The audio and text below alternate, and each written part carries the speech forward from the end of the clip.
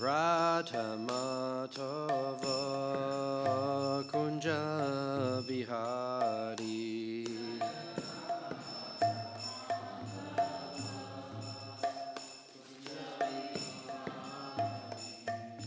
Gopi Janavalabha Giri Varadari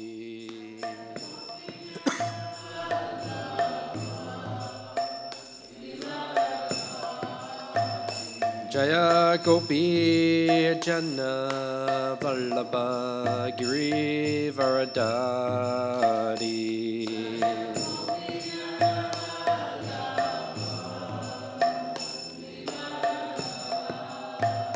Yashodanandana Vrashajana Ranjana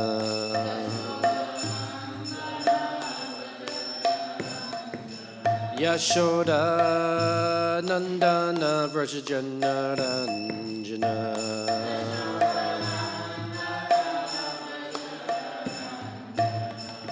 Jamuna Tira Vanachari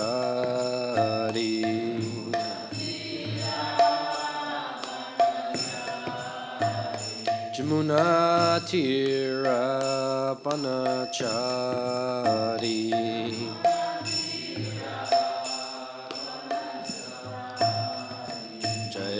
Radha Madhava Kunja Bihari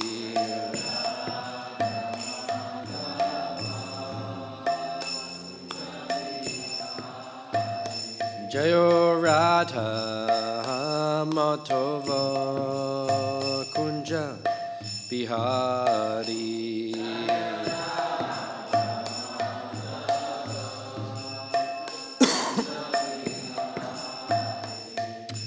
Gopi Janavalabha Girivaradari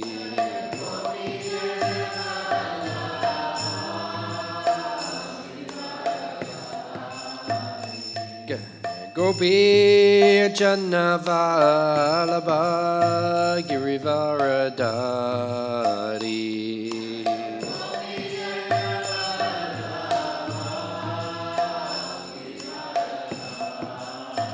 Yashodanandana Vrashajana Ranjana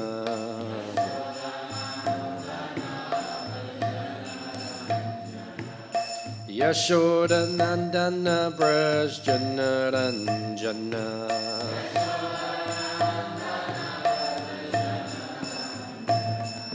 Jamuna Tira Vanachari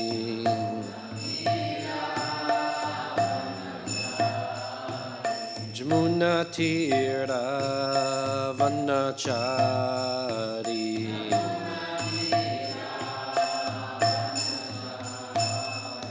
Jaya Radha Madhava Kunja Bihari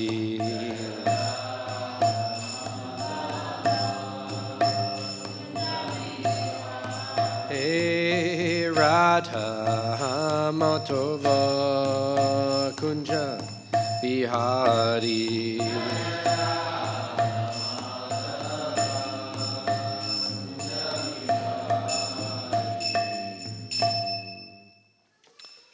Jayam Vishnupad Paramahamsa Parigrajagacharya Shatadasata Shishimad His Divine Grace A.C. Bhaktivedanta Swami Prabhupada Anantakoti Vaishnava Brindaki Grantaraj Śrīmad Bhāgavatam Nitai Gaur Premanandi.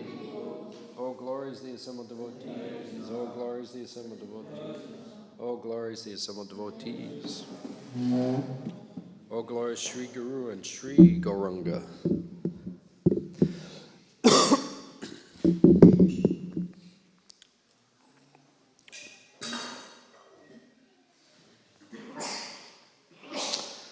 Narayanam namaskritya naram cheva narottamam devim saraswatim vyasam tato jayam udirayat. Om namo bhagavate vasudevaya. Om Namo Bhagavate Vasudevaya. Om Namo Bhagavate Vasudevaya.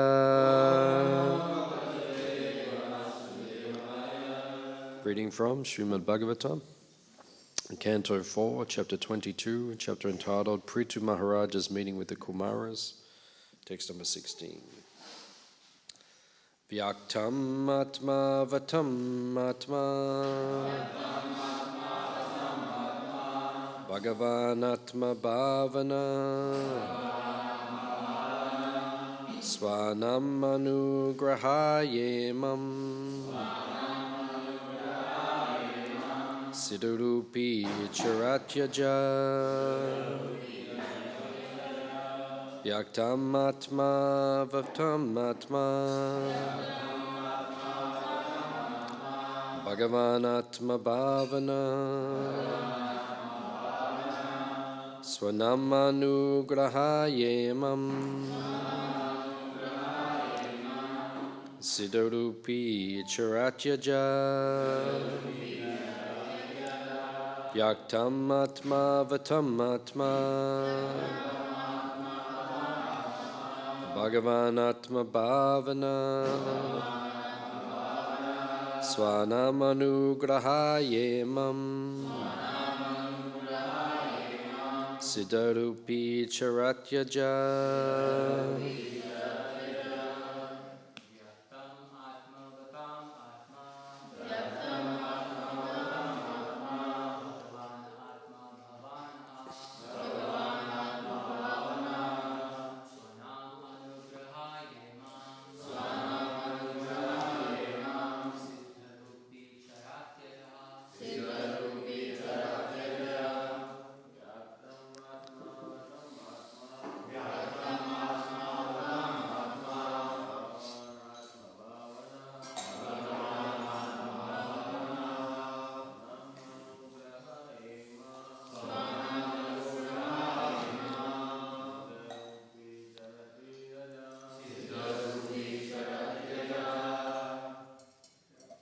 That's good.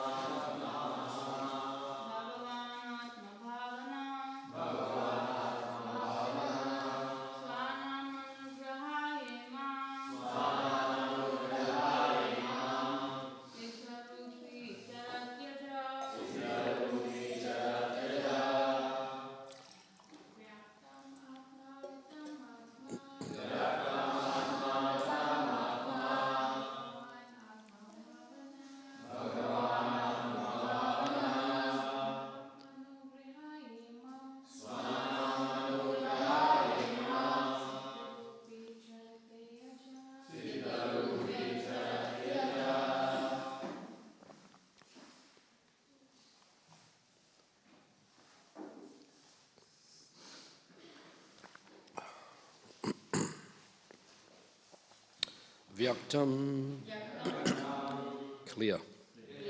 Atmavatam, of the Transcendentalists.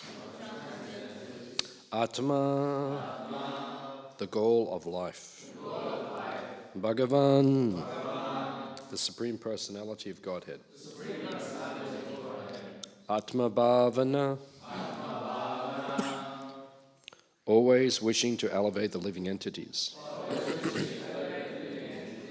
Swanam, whose own devotees. Anugrahaya, just to show mercy. Imam, this way. Siddharupi, perfectly self-realized. Charati, travels. Aja, Narayan. Translation and purport by His Divine Grace A.C. Bhaktivedanta Swami Srila Prabhupada. The Supreme Personality of Godhead is always anxious to elevate the living entities, who are His parts and parcels, and for their special benefit, the Lord travels all over the world in the form of self-realized persons like you. Translation responsively. The Supreme Personality of Godhead is always anxious to elevate the living entities, who are His parts and parcels, and for their special benefit, the Lord travels all over the world in the form of self-realized persons like you. Purport. There are different kinds of transcendentalists, namely the Jnanis or impersonalists, the mystic yogis, and of course all the devotees of the Supreme Personality of Godhead. The Kumaras, however, were both yogis and Jnanis and finally bhaktas later on. In the beginning they were yogis and Jnanis, in the beginning they were impersonalists, but later they developed devotional activities. Therefore, they are the best of the transcendentalists.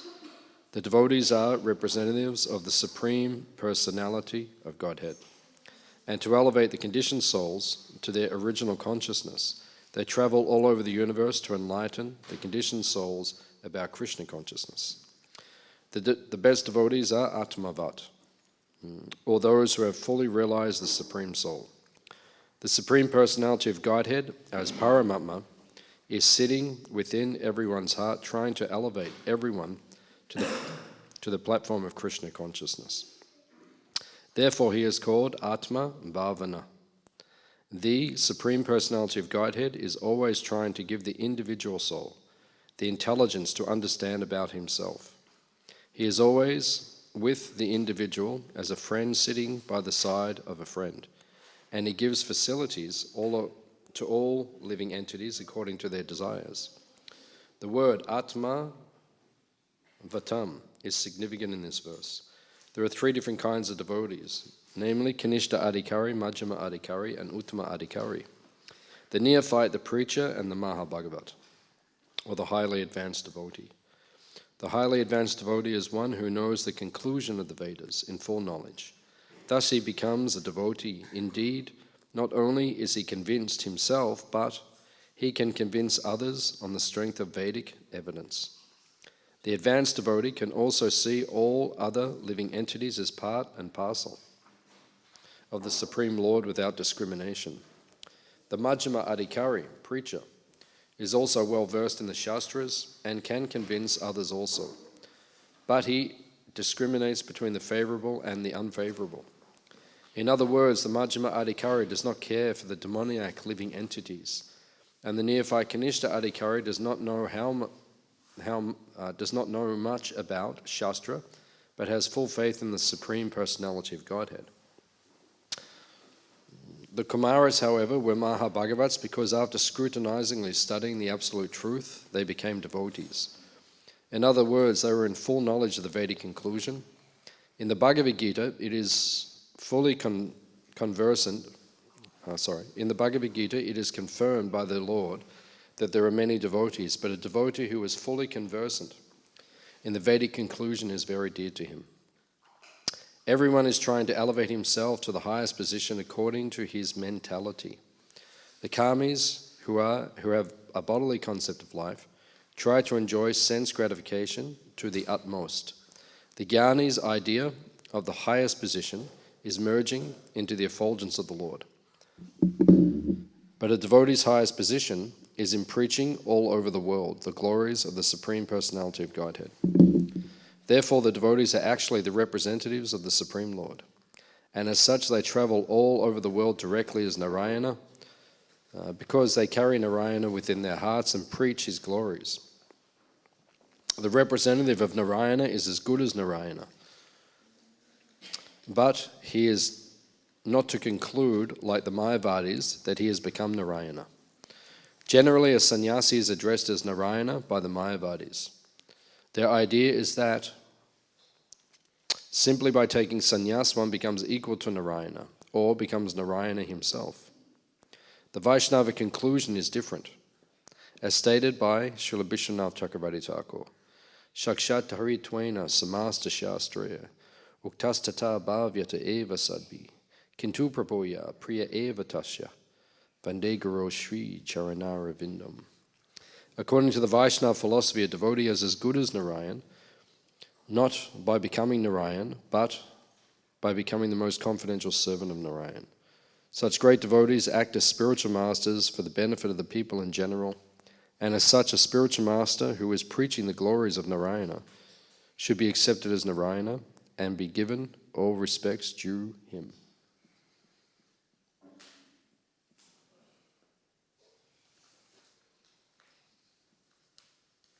Om Gyan Timanandasya Gyananjana Shalakaya Chakshuran Militam Jena Tasmai Shri Gurave Namaha Shri Chaitanya Manobishtam Stapitam Yena Bhutale Swayam Rupa Kadamayam Dadati Swapadantikam Vancha Kalpa Tarubhyascha Kripa Sindhubi Evacha Petitunam Pavanebhyo Vaishnavebhyo Namo Namaha Jai Shri Krishna Chaitanya Prabhu Nityananda Shri Advaita Gadadha Shivasadi Gaura Bhakta Brinda Hare Krishna Krishna Krishna Hare Hare Hare Rama Ram Rama Hare Hare.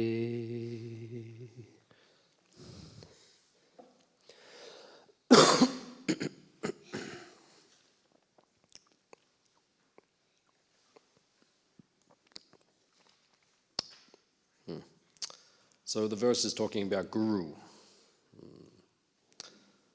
Different types of gurus are mentioned within our philosophy. What are the different types of gurus which are described?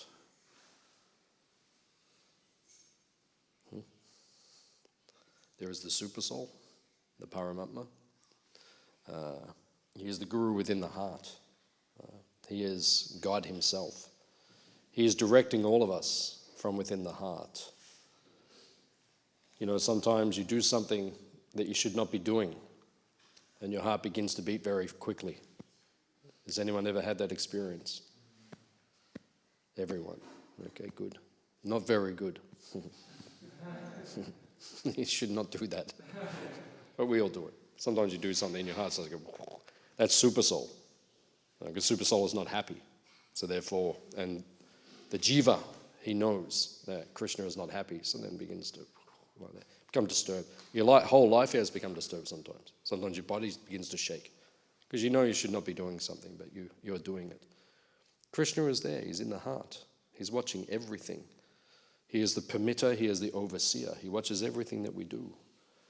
So we have to be conscious. You can't think, you know, I can just go off and hide somewhere and do something. I come to the temple and I act like a devotee. But then when I'm away, I can go and do something. No one will know. But Krishna, he can see everything. He is there. He is the Adi Guru. And he's giving you instructions constantly within your heart. Right? Constantly, he's giving you instructions. And the more advanced you become, the more you can take instruction from Super Soul, guidance from Super Soul.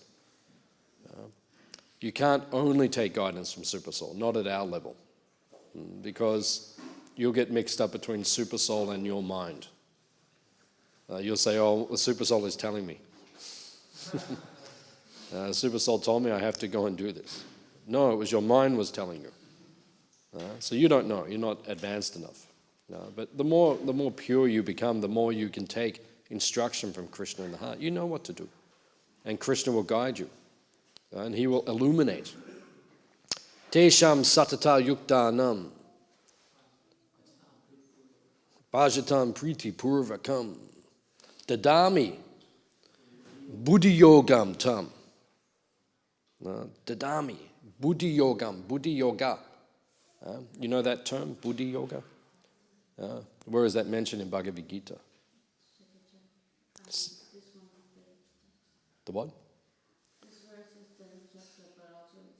That verse is not second chapter. That verse is chapter 10. But in chapter 2, Krishna says buddhi yoga.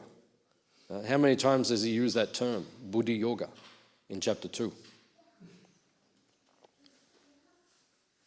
How many times? Yeah, I can't remember actually, but it's something like 16, 17 times or something. Yeah, if you go through chapter 2, especially from verse 40 onwards to 70, 72, like Krishna uses that term a lot, Buddha Yoga, something like 15, 16 times. Burajampa recounted it. I can't remember exactly how many, but it's significant. Buddha Yoga, Buddha Yoga, Buddha Yoga. Are you practicing Buddha Yoga? It's in the Bhagavad Gita. We should be practicing Buddha Yoga. What is Buddha Yoga? Yoga of intelligence. Krishna says, Dadami Buddha Yogam tam. I give you Buddha Yoga. What does that mean? Purified intelligence. When you have purified intelligence, you know what to do. Krishna purifies your intelligence, then you know what to do. You don't have to ask your guru every time, oh, Guru Maharaj, should I turn left or right when I get to the traffic lights? No, you know, because you know what the Super Soul wants, you know what Krishna wants. Krishna gives you the intelligence to do. If you're sincere, then Krishna will give you the intelligence, how to act, how to serve in his service. That is the system. That is Super Soul. That is Chaitya Guru. Chaitya Guru means a guru in the heart. So that guru is there. That's one of the types of gurus. But for us, we can't just take Chaitya Guru as the only instructor because we're not purified enough yet. We can't say, well, I'm just taking instruction from Super Soul. If you're very advanced, you can do like that. 1977, Srila Prabhupada was about to leave this world. It was around about July, August, like that. Prabhupada was not far from leaving the world. And then the devotee said to Prabhupada, Prabhupada, please stay longer.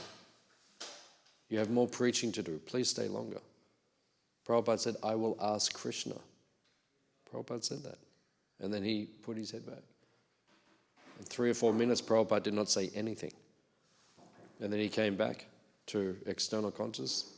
He said, Krishna has left it up to me. I can go now or I can stay. Prabhupada directly spoke to Krishna. Prabhupada can speak to Chaitya Guru, Ishtadev. He can speak to Krishna within the heart. We can't do like that. We can take guidance, we can take inspiration, right? Our intelligence becomes purified, but we cannot solely rely on that because you'll get mixed up with your mind. Because your desires are not pure. If your desires are pure, then you can just listen to Super Soul and Heart. If your desires are not pure, then you have to take from the external guru. Right? There are different types of external gurus. What are the different types of external gurus? What is it? Shiksha Guru. What else? Diksha Guru. What else? Vatma? Pradakshika Guru. Different types of that. Vatma Pradakshika Guru. That means the Guru who brought you to Krishna consciousness. Someone who brought you. Who brought you to Krishna? That person is your original Guru. He's the one who brought you in this lifetime to Guru. Who is that? You know who it is for me? My parents? No? You know who brought me to Krishna? Prabhupada. In his books. I never met Hare Krishna in my life. I never saw Hare Krishna in my life. I knew who they were. I never met a devotee, never saw a devotee. And then I got one book. I read it. Prabhupada preaching to me, preaching to me, preaching to me. And then when I put down the book, I thought, yes, this is significant. Prabhupada was the one who brought me to Krishna. And the first book I ever read was Coming Back. Right? And then when I read the pastime of Jad Bharata, 5th canto, Śrīmad Bhāgavatam. You know that pastime? Jad Bharata. When I read that, that had the biggest effect on my consciousness. I thought, that's what I want to be like. Not talk to anyone. I'm going to start being like that from now on. You come and talk to me, I will not speak back. I become like Judd. And Jad means stone. Actually, I would like to be like that, but not possible. We have to preach. But that had the biggest effect on me. He was not affected by heat or cold. He was not affected by externals. And when I read that, I thought, yes, that is self-realization. I want to become like that. So there's my Vatma Pratyaksha Guru, the one who brought me to Krishna, Prabhupada, Jad Bharata. I never met Bharat Maharaj. I never met Jad Bharata. That pastime is thousands of years ago. Someone who lived thousands of years ago made me a devotee. That's why it's so important that we practice Krishna consciousness, because we don't understand the effect we are having on others. You don't know. You might be having some effect right now. Just because you are a devotee, someone else in the world is becoming affected by that. Right? It's very powerful. Right? And then there is Diksha Guru. What is Diksha Guru? One who gives you Diksha, which means initiation, means you take vows in front of that person. Who is your Diksha Guru? Who is that person? Right? That person is your primary Shiksha Guru. Right? The person, we have many Shiksha Gurus, one Diksha, but many Shiksha Gurus. Right? But the one who is the main Shiksha Guru, he becomes the Diksha Guru. That is the system. And the person who gives you the most inspiration to become Krishna conscious, the person who gets you out of bed in the morning.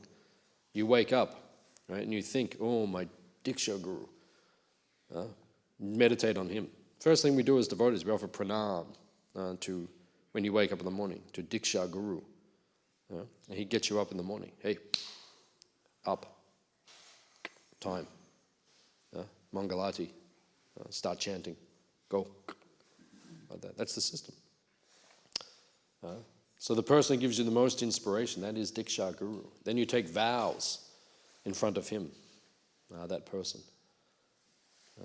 And then they inspire you in your Krishna consciousness. Shiksha Guru, because Prabhupada explains, right?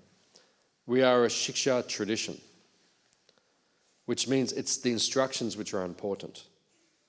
If you get instruction from Guru, and this is an important point. Sometimes we say, oh, that person's my Shiksha Guru, that person's my Shiksha Guru, this person's my Shiksha Guru, that's my Shiksha Guru, everyone is my, you can say like that's okay. But then, if you say Guru, that means you must follow. Sometimes devotees come, they say, oh, you are my Shiksha Guru. And then you give them instruction. And then you see in their mind, you can see, they're like thinking, like, I don't want to follow this. So don't say Shiksha Guru. Shiksha Guru means someone you're actually going to follow. If I think I have my Diksha Guru, tomorrow Krishna Goswami, and then if I think of my Shiksha Gurus, I can probably think of 4 or 5 people like that. I mean, actual Shiksha Guru means whatever they tell me, then I am doing that. So many people give instruction. So many people give guidance, so many people give inspiration. But it means Guru means someone you will actually follow. That's a different thing. You cannot question. So there are many Shiksha Gurus. This is the system. So here it is speaking. It says that these personalities, they are walking on the earth, right? And they represent Krishna. Right? That is the system. Every devotee represents Krishna. All of us, everyone. Everyone is a guru. Right? Hands up if you are a guru. Okay, no one puts their hands up. Right? What does that mean? That means you don't understand what you are. Right? Who is in charge of this temple? Who? Radha Vallabha, yeah, like that. Aniruddha Prabhu, right? Then you go higher, then you go GBCs, Devamarita Swami, Ramana Swami, you go higher, Prabhupada, you go higher, Sri Chaitanya Mahaprabhu, he is in charge. Melbourne, Mahaprabhu, Mandir. Prabhupada said those words. Melbourne, Mahaprabhu, Mandir. On the gate it says, Sri Radha Vallabha Temple, right? But actually Prabhupada, and there was a debate when we put that plaque there, because Prabhupada said, Melbourne, Mahaprabhu, Mandir. Prabhupada said, because Prabhupada right there installed Gaur Nitai, right there. Right? So Lord Chaitanya is in charge. Now what does he say? Because he is in charge. Is everyone satisfied? He is in charge? Any arguments? I just want to know. You accept it or not? You accept it. Everyone says they accept. Okay. So everyone said you're not a guru. No one put their hand up. But the person in charge says, Yare Deke, Tare Kaha, Krishna Upadesh, Amaya Agaya, Guru Hana, Tara Edesh. On my order, you are guru. Go and preach. Right? So you say, I'm not a guru. Then you, after class, you go and bow before Lord Chaitanya and said, sorry, I'm not a guru. He said, no, I'm sorry. You are a guru. Go and preach. Everyone is guru. Right? Okay, we're not Diksha guru. We may not be, technically what we associate in our minds with what a guru is, but we are a guru. Guru means it is your responsibility to make everyone in this land Krishna conscious. Give them Krishna Upadesh, the instructions of Krishna. That is your responsibility. Hands up if you don't have that responsibility. Hands up if you do have that responsibility. Okay, so you all just got initiated. You're all gurus. You can like it or not, but that's what you are. It's your responsibility. Srila Prabhupada said, we could take over the world in 18 days if everyone fully surrendered. Prabhupada said that. We could take over the whole earth. The Hare Krishna movement could rule the earth in 18 days if we all fully surrendered. So what's happening? We're not fully surrendering. But it is your responsibility, right? If we spread Krishna consciousness, it will happen. People will take to it. People like it. It is the answer. But we have to become. So that is the responsibility. So it says here that the devotee is Krishna's representative, the representative of Narayan. Whenever the devotee goes, he represents God. Prabhupada came to the airport. He would come to many airports around the world. I think it was Melbourne, but it was one of the airports. And Prabhupada arrived. And the reporters came and they interviewed Prabhupada. And the devotees were very enthusiastic in Prabhupada's time. So Prabhupada came. He sat in the, the airport lounge in the airport. And all the devotees offer their obeisances. 50, 100, 80 devotees, something, offer obeisance. And then, all the people are watching, all these people going on the floor. You don't normally see that in the airport. You go to the airport, you don't normally see people bowing on the ground like that. So, it made us look a particular way. So people were watching, or what are they doing? And then the reporter said to Prabhupada, why are they doing like this? Why do they all put their head to the ground? Why do they do like that?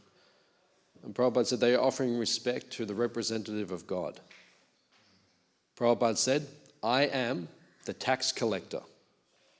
I travel around the world and I take the obeisances and I give them to Krishna, to God. That is the Guru's position. So on Lord Chaitanya's instruction, all of us have to take that responsibility. Right? We have to go and we have to take people's enthusiasm and give that to Krishna. And even sometimes you'll be given respect. Sometimes but you have to learn as a devotee to deal with that. You pass that on to your guru. You pass that on to Krishna. Even Prabhupada said, one devotee wrote a letter to Prabhupada. Said that, Prabhupada, when we go, we do a program afterwards, everyone wants to touch our feet. Like that. What do we do? It was very difficult to stop them. No. Prabhupada said, just meditate on the previous acharyas. He said, if you cannot, stop it, if they insist, then they do, then you meditate, then you just and offer it like that. The respect goes backwards. Even Prabhupada was doing the Pandal programs in India, big Pandal programs. Thousands of people would come. And when Prabhupada would leave, everyone would try to touch Prabhupada's feet. Right? But then Prabhupada, he actually said to the devotees, do not let them do it because I become sick. Because their karma is transferred. You touch the feet. Thousands of people. That's all they're thinking. They're just thinking, oh, give our sins to the saintly person. That's their karma kanda mentality. So they'll go touch Prabhupada. Do not let them touch, because I become sick. All the karma goes through my body. Karma is passed through touch.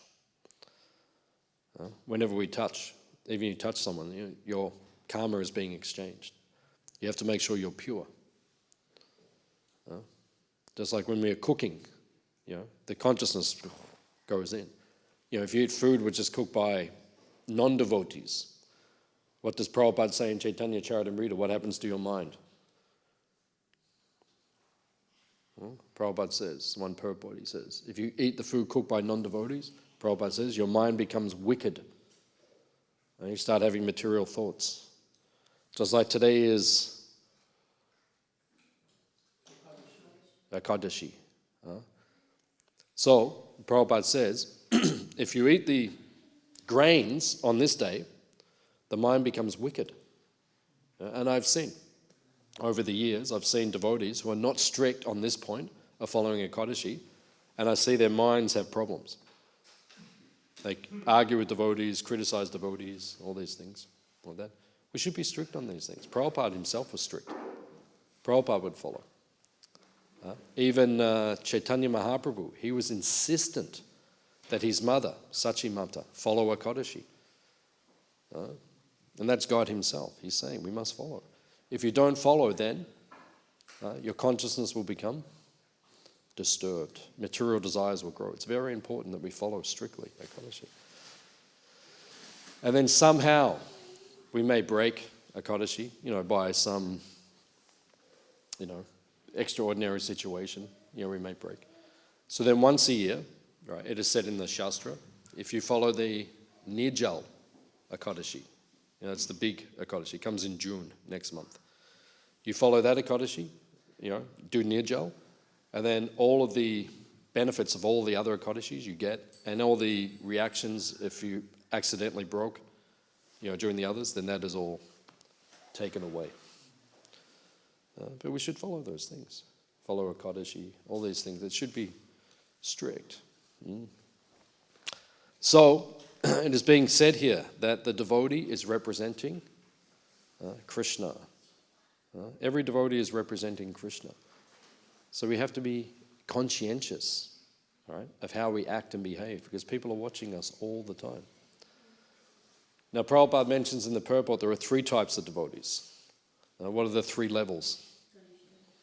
Kanishta, right? Then Madhyama. Then Uttama.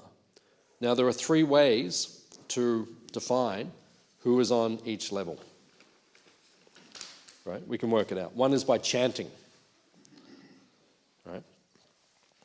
One definition is given. How do we know how advanced someone is?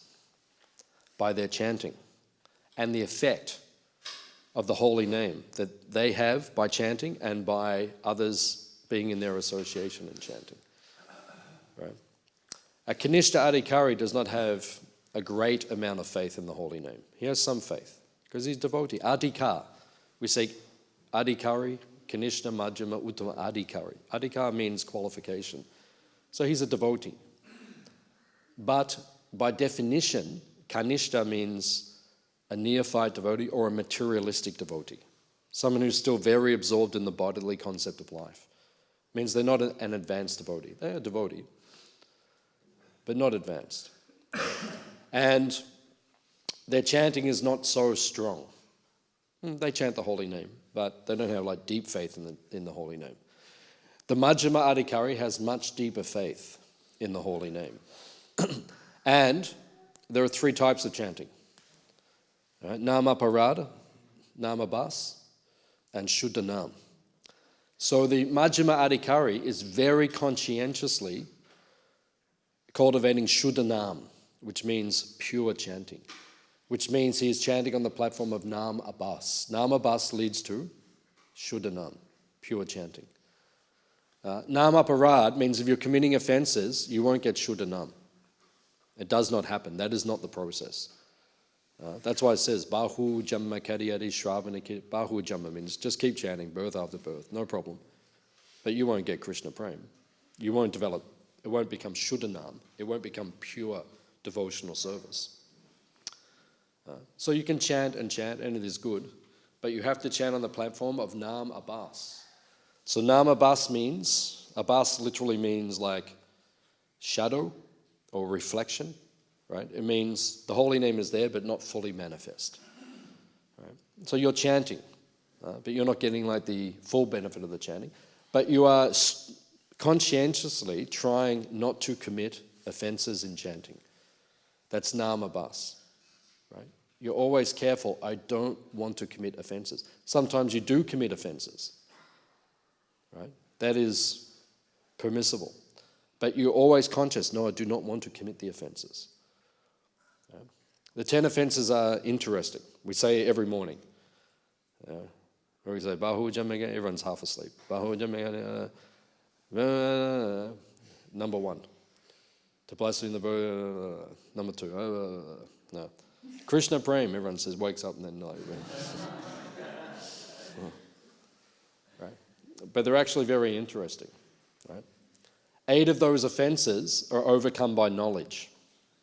Right? If you read Harinam Chintamani and study the 10 offenses, 8 of them we commit because we lack proper knowledge. Like to think that the holy name, the names of the demigods and Krishna are equal, that means you just don't have a proper understanding, that's all.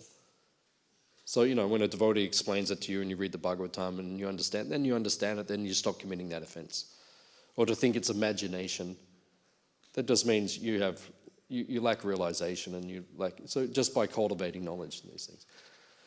But 2 of the offenses, which means the first and the third, they are a little bit different. And they are interrelated also. Right? The first one is to blaspheme devotees who have dedicated their life for propagating the holy name of the Lord. Sometimes devotees ask Prabhupada, what does that mean? Which devotees? Prabhupada said, any devotee. Any devotee. You blaspheme any devotee, it will have ramifications on your spiritual life. Right? You blaspheme an advanced devotee, it will have serious ramifications on your spiritual life. So it is, graded according to the purity of the devotee. But still, Prabhupada said, any devotee. You blaspheme that devotee, then you will get the reaction that will come. So why do we blaspheme devotees? Right? One reason why we blaspheme devotees is we're committing the 3rd offense. What is the 3rd offense? To disobey the orders of the spiritual master. Right? These 2 offenses are deeply connected. If you're not following the instructions of Guru, it means you're not chanting your rounds, or you're not chanting your rounds properly. Right? This is a serious matter. Right? Or you're not following the regulative principles, or you're not following the so many instructions that the Guru gives, Prabhupada gives in his books. Maybe you're not following the instructions.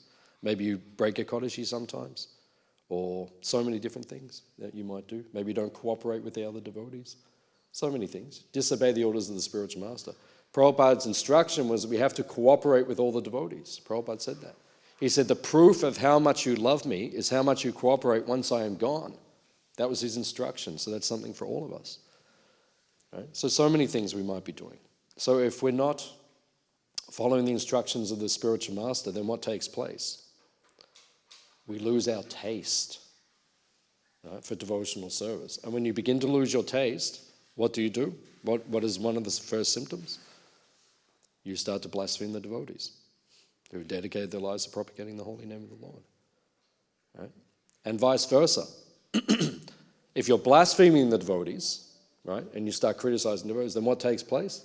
It becomes difficult to follow the instructions of the spiritual master because you lose your taste. So both offenses are interdependent. Right? And then the final offense, which in our list, which we do in the morning, we say it's number 11. But in Harinam Chintamani, it's one of the, because 2 of the offenses are merged in the Harinam Chintamani, 5 and 6. So then, to not be attentive while chanting the holy name.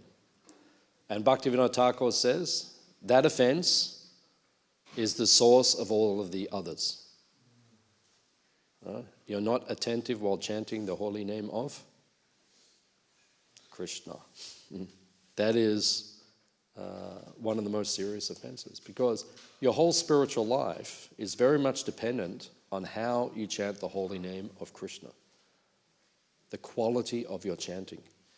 If you read the first canto, chapter 8, what is chapter 8 called?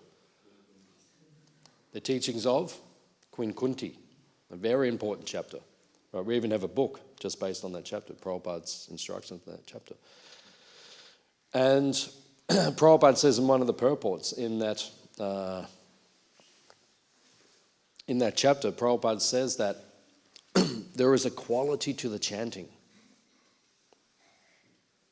Right? Chanting is not automatic, not like you just chant 16 rounds and all of us get the same result. Prabhupada said there's a quality to the chanting. First of all, if you follow the science of chanting or the art of chanting, it means you have to be attentive while chanting. You have to be absorbed in your chanting. Sanatana Goswami gives 6 instructions on how to chant japa very nicely. Right? And one of the instructions he gives, which is very, very powerful instruction, he says, while chanting, you have to contemplate the meaning of the mantra that you are chanting. Right? That means you have to be attentive. It's a whole science. Right? It's a very powerful science that we follow. And if you follow properly, then you will get purified, you will get elevated. So a Kanishta Adhikari, he does not chant very seriously. The Majjhima Adhikari, he really puts effort into the chanting. And you see if someone's on the Majjhima platform, which all of us are, everyone in this room is on the Majjhima platform, but if you're a Majjhima Adhikari, there are 3 types of Majjhima Adhikaris, right? There's Kanishta Majjhim, Majjhim Majjhim, and Uttama Majjhim, right? Vishnu Chakravarti Thakur explains this also, right? But all of us are Majjhima Adhikaris to some degree. But you see, if you're on that platform and you're chanting very sincerely, you'll see rapid progress through the stages of the Majjhima Adhikari, right? But it means you have to put the work in, right? And then you will progress, right? So we see, you can watch, Majjhima Adhikari, so many devotees have got taste for chanting, they chant very nicely. You just sit in the morning and you look around while everyone's chanting, you can see who the good chanters are. You can see who's absorbed. You can see who's really focused on the holy name. You can see who has a taste for the holy name. Right? So that is this system. That's Majjhima Adhikari chanting. Kanishta means not so much faith, very distracted, still committing offenses, all these things. Uttama Adhikari, it says, just by his presence, others begin to chant. Then you understand who is Uttama, right? Who is a good example of that? Yeah, Prabhupada. Prabhupada would just come and everyone would erupt in chanting. Right? I had that experience with my guru, and all of us had that experience with advanced devotees. When I was around my guru, I just started chanting. I just grabbed my beads and just started chanting. Because you just feel inspired in the association of a advanced devotee to chant. Then you can see the person has uttama qualities. Right? He's either an uttama adhikari or he's a very highly placed Majjhima adhikari who has uttama tendencies. Right? Inspires others to chant. Another way that we can see the difference between the 3 levels of devotees is their realizations. What is the realization of the personality? Right? The Majjhima Adhikari, he does not, as Prabhupada says here in the purport, he doesn't see everyone equally. Right? His realization is not to see everyone equally. He sees, okay, this person is equal to me in devotional advancement. This person is less advanced. This person is more advanced. This is God. He very clearly understands Vishnu Tattva, who is God. He doesn't have any confusion that he is God or that we are God. Right? Some people do have that confusion. Even devotees sometimes can have that confusion. Right? And then if someone's not a devotee, he gives mercy. That's his realization. That's a Majjhima Adhikari. So by realization, we can understand how advanced someone is.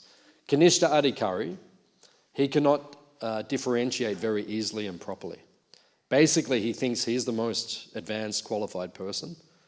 His guru's around about the same level of advancement. as he is. Maybe a little bit more because he's the guru, right? Or he thinks the guru is the only devotee and the pure devotee. You see some devotees, they get so absorbed in their guru. Oh, my guru, cannot offer proper respect to other gurus, cannot offer respect to other devotees, sometimes cannot even offer proper respect to other god brothers and god sisters. This is Kanishta mentality. Just me and my guru. I'm very advanced, I'm very special. Obviously my guru is because he's my guru, right? And Krishna is also very special because he's my God. Right? This is Kanishta mentality. Uttama, we see by realization. What is Uttama? Uttama means so highly advanced, he sees Krishna everywhere and he offers respect to every living entity, understanding their connection to Krishna. It's a very advanced level of consciousness. It's a different level. And then another way that we can understand who is more advanced and who is less advanced is by their shastric knowledge and their learning. Kanishta Adhikaris generally don't have a lot of knowledge in the scriptures and they cannot support their theories or views or their understanding. They can say I believe Krishna is God. How do you substantiate that? I'm sorry, I don't understand. I don't know the scriptural reference. Whereas a Majjhima Adhikari, he can give the scriptural reference. Or maybe he can't give the scriptural reference, but his faith is extremely strong. So we can differentiate who is advanced by their faith, by their shraddha. One's by chanting, one's by realization, the other one is by shraddha, by faith. Kanishta Adhikari doesn't have such strong faith. He may leave Krishna consciousness or not leave Krishna consciousness. Majjhima Adhikari will not leave Krishna consciousness. He may not be able to quote everything perfectly, he may not know the Shastra perfectly, but he has deep, deep faith. Uttama Adhikari, his faith is complete, right? It is completely fixed in Krishna, but he can also quote so many things. Just like His Holiness Shiva Ram Swami, that's one person who comes to my mind. Right? I mean, you read his books, his knowledge is phenomenal. What he quotes and everything. I just sit there and I'm just like dumbfounded. Or Banu Swami, His Holiness, was just here last week. Maharaj is like he's tapped into the universal computer system or something. You just ask Maharaj practically any question about anything and it just manifests. So this is Uttama Adhikari. Right? Uttama qualification. Faith is extremely deep, right? Extremely firm, and has the shastric reference to back up whatever they are saying. So this is the way we can understand. So it says in this verse that we need to become gurus ourselves. It says in this verse that we need to take shelter of gurus. And it says that the qualification to become a guru is you have to be on the platform at least of Nishta. Then one can take up the service of guru. Nishta means very fixed in devotional service. Has very much overcome the anarthas, the materialistic desires. That Majjhima Adhikari can become your guru. Or, if you're very fortunate, you may even get an Uttama Adhikari guru. Right? But we should understand, sometimes people will say these things come up in our, amongst devotees. Sometimes they say, you can only go back to Godhead if you get an Uttama Adhikari guru. The guru has to be a Paramahamsa Vaishnava, has to have full realization of Krishna. That is not true. Right? That is not supported in the Shastra. It doesn't say you have to take initiation from a person like that. Even if someone is a Majjhima Adhikari, fixed up, preaching Krishna consciousness, fully giving his heart to Krishna, and has attained the level of Nishta, is fixed in devotional service. If you follow their instructions, and if they're following an Uttama Adhikari, like Prabhupada, you can go back to Godhead.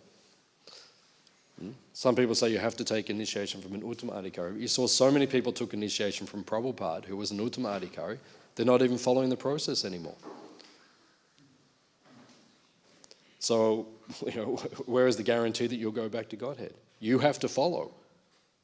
right? The guru has to be qualified, but you also have to follow. If you don't follow, you don't just automatically go back to Godhead. That's the system. So here it says all of us should become gurus, and we should understand the qualification of a guru. Okay, so we'll stop here. I'll see if there's any questions or comments on what we discussed.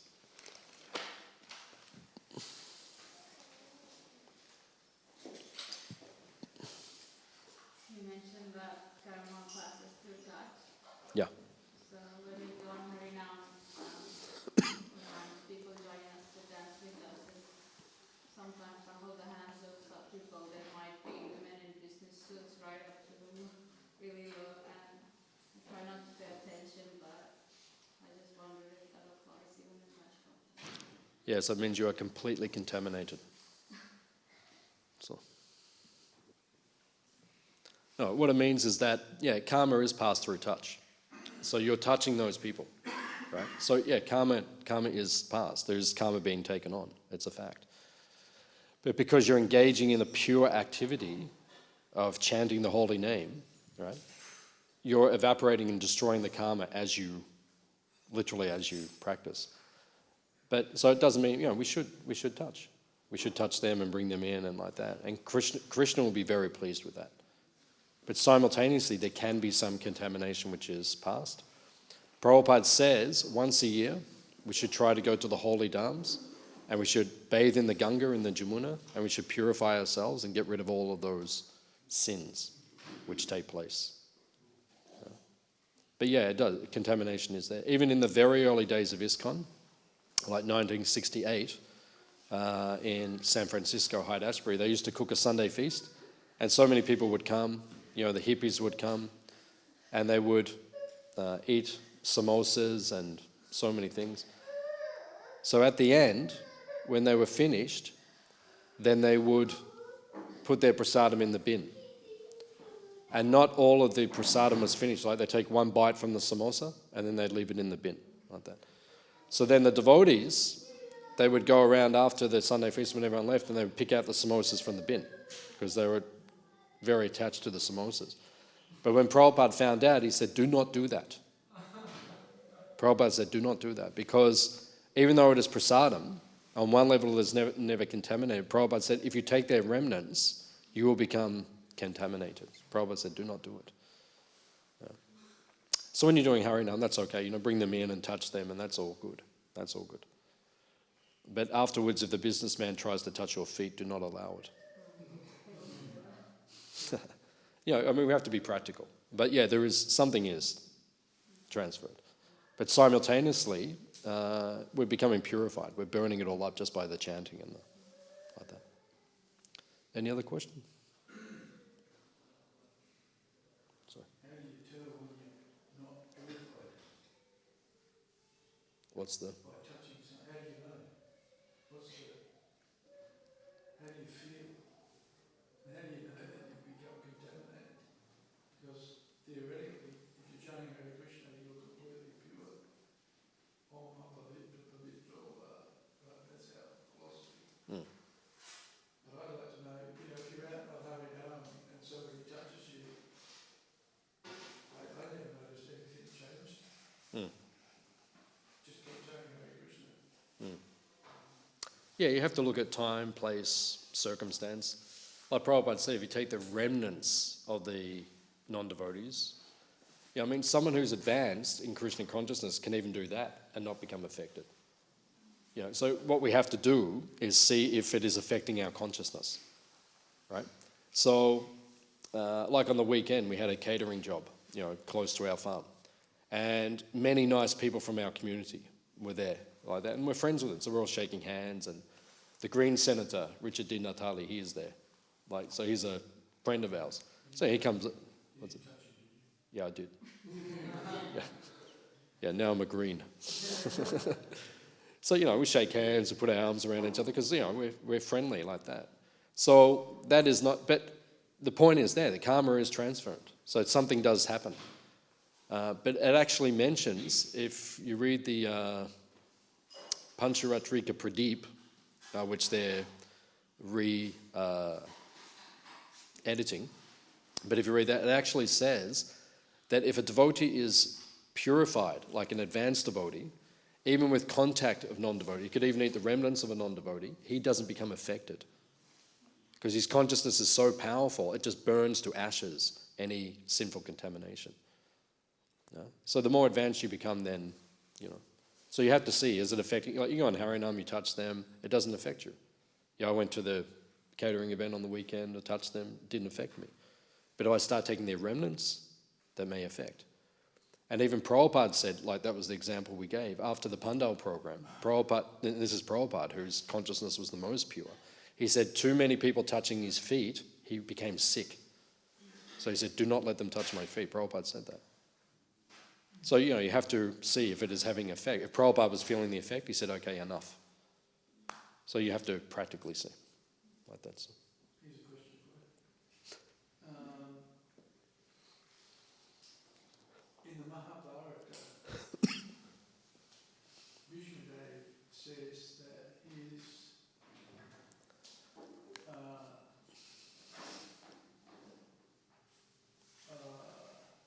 fault, if he had a fault, was that he was dependent on the Kauravas and that he ate their food. No?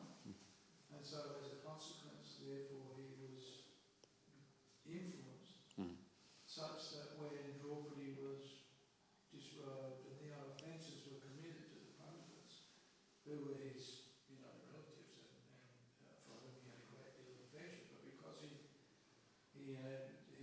was influenced by that association, then he had to undergo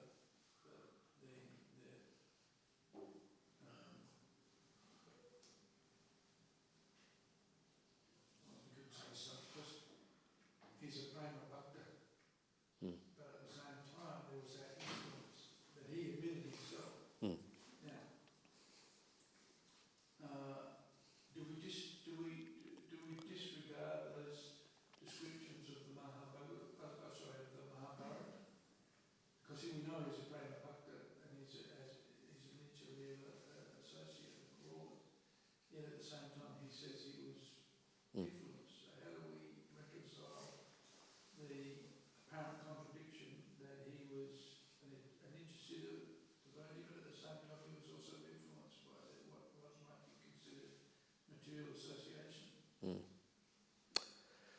Yeah, so Prabhupada does comment on it, and Prabhupada says the same thing. He says it's even for someone of that standing to take the association, the remnants of the people, the consciousness can be affected. And we saw with the example of Dvivida, the gorilla, who was in.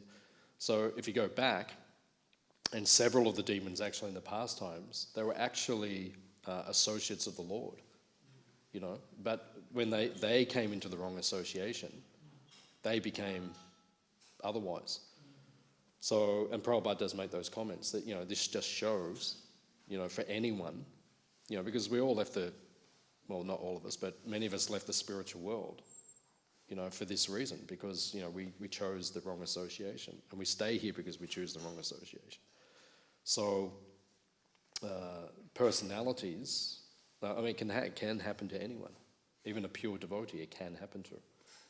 Rupa Goswami says the only people who are exempt are those who are the Lord's own Shakti, which means Radha and the actual Nitya-lila. He says 800,000 gopis are Krishna's personal Shakti, and then everyone else is Tatashta. So all the Tatashta, we have the opportunity, we can go either way, but everyone else is. So that's the point. And Prabhupada says that, for anyone, we have to be careful. That's why Prabhupada says, follow Ekadashi strictly. Follow it strictly. It's not a small thing. Lord Chaitanya said to Sachimata, follow it. So if Lord Chaitanya is saying that to Sachimata, that means we should be following it. I see sometimes devotees aren't strict, and it's not good.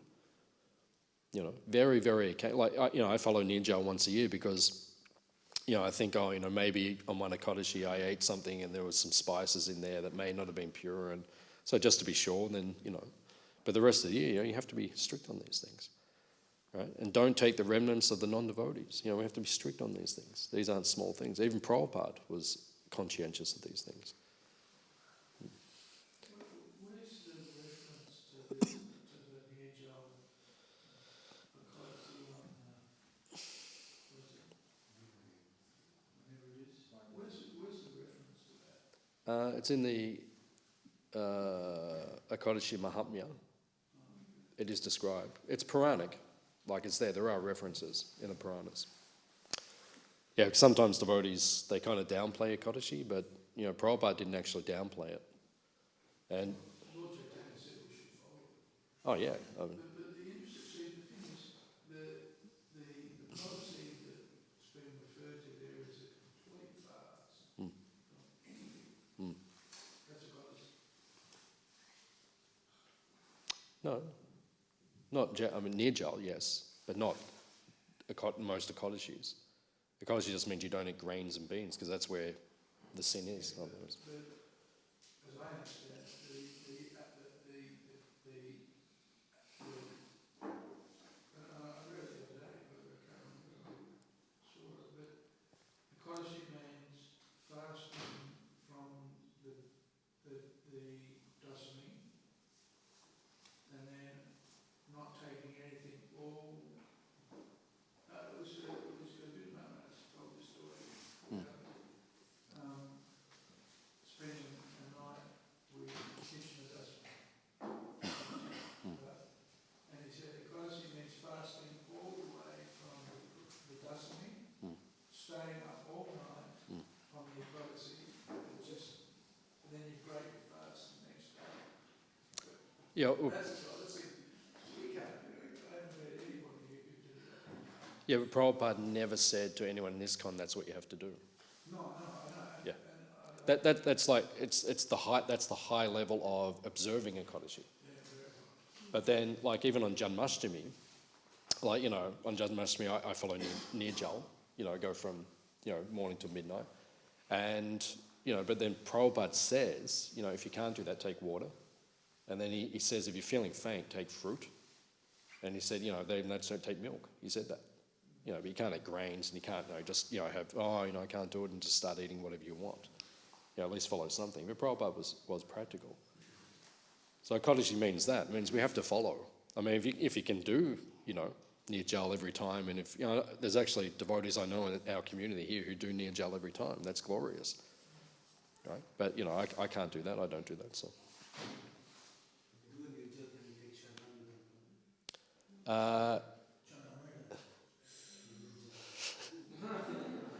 It says in the Shastra not more than 3 drops. If you take more than 3 drops, you're in trouble. Yeah. But what I do on that near-jal, the one we do once a year, I don't take. Yeah, that's what I'm asking. Yeah, on that day I don't take anything because I don't want to. That day I just want to, follow austerely. Drops on the top of your head. Yeah. Yeah, put it on your head if you can't. So you're taking it but not taking it. Yeah. Honouring it. The point is, Prabhupada said to Umapati Prabhu, or Swami, Prabhupada said in 66, 67, very early in the movement, he said Krishna consciousness means to follow in the medium. He said not too austere and not too much sense gratification. Prabhupada said that is Krishna consciousness. So we're not into austerity. We're not into just, following strictly everything. And we're also not into, being very loose, just in the middle. And if you follow that path, you make advancement very quickly. And you see devotees are making so much advancement, becoming so purified. They're not fanatics, they're not austere, but they're just following Krishna consciousness nicely, and you make so much advancement. Sounds good.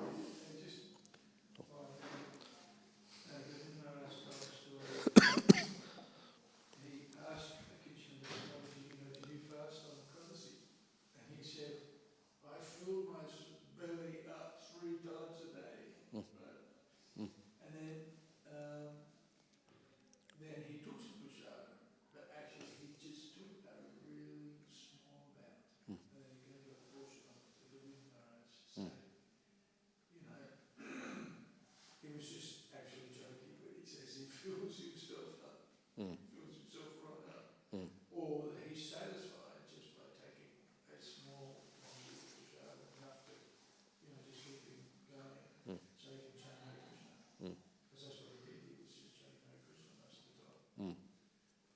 Yeah, Prabhupada's emphasis on Ekadashi and the emphasis in the Shastra is that you increase your hearing and chanting. That's the emphasis. It's not the fasting is not the emphasis. The fasting is secondary. Why do we fast? So we've got more time to hear and chant. Why don't we eat on Janmashtami? Then we can do service all day. It's ecstatic. At the end of Janmashtami, I think, I wish I could do this every day. No, not eat, because it'd be ecstatic. I could just serve and serve and serve. But, the body won't be able to do that. So if you have to eat, then you just take something. And then main thing is chant, chant, chant. So. Just on the point of Vishmadev, so why did he say that his consciousness became contaminated? Because he actually never supported any of the events like disrobing of Draupadi or any other atrocities that the Kauravas had caused. He actually was condemning them, but because he was a part of their government, he had to just be quiet and tolerate.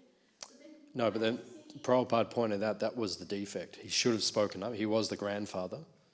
And when she was being disrobed, he should have said enough. And he could have, physically, he could have stepped in because he was the most powerful warrior by far. No one else could defeat him in the battlefield.